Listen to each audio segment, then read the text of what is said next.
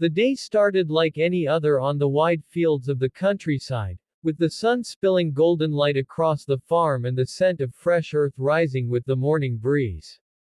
But before the clock struck noon, the quiet innocence of that place would be shattered by cruelty, laughter, and a test of courage that would forever change two young girls.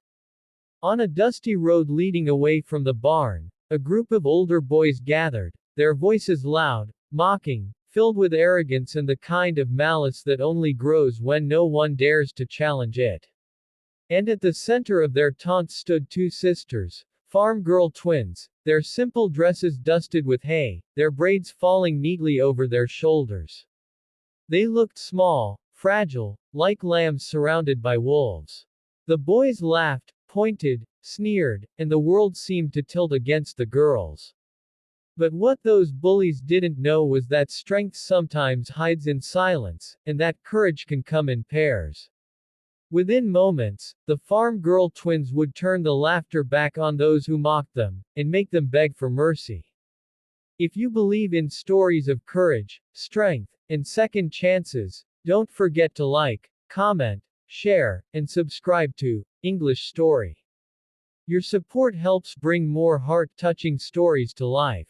The twins, Anna and Eliza, had grown up far from town, surrounded by endless rows of cornfields, old barns that carried the scent of wood and history, and the steady rhythm of chores that taught them responsibility.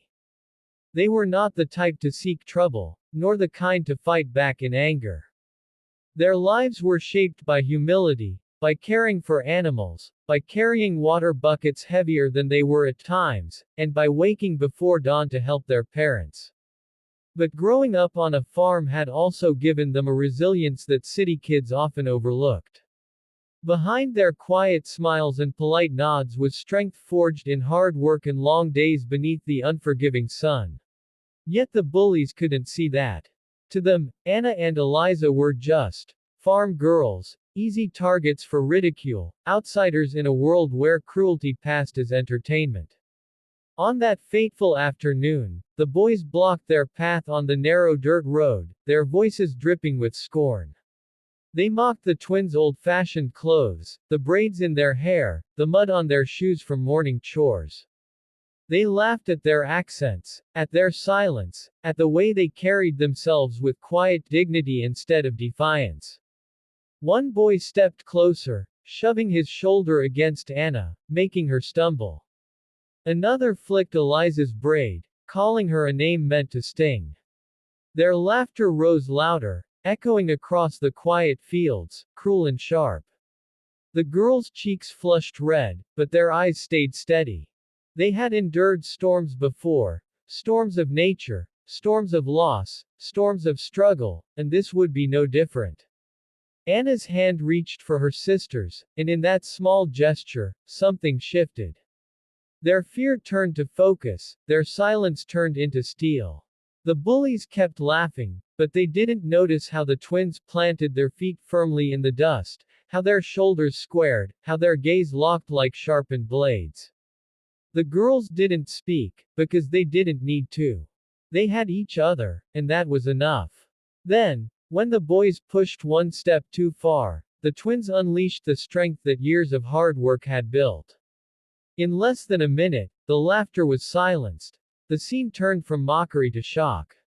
The boys who had swaggered with arrogance suddenly found themselves overwhelmed by the speed, precision, and raw power of the twins' response. The girls didn't fight with fists of rage, but with the controlled strength of those who knew exactly how to use their bodies, how to stand their ground, how to defend what mattered. The bullies stumbled, scrambled, their voices rising in panic. Their arrogance dissolved into fear, and before they knew it, they were the ones screaming for mercy.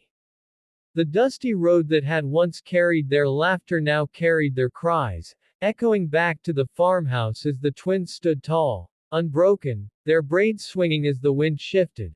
But this wasn't just a story of revenge.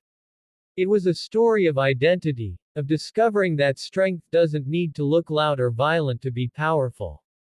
For Anna and Eliza, this day marked the moment they realized they would never again bow their heads to cruelty.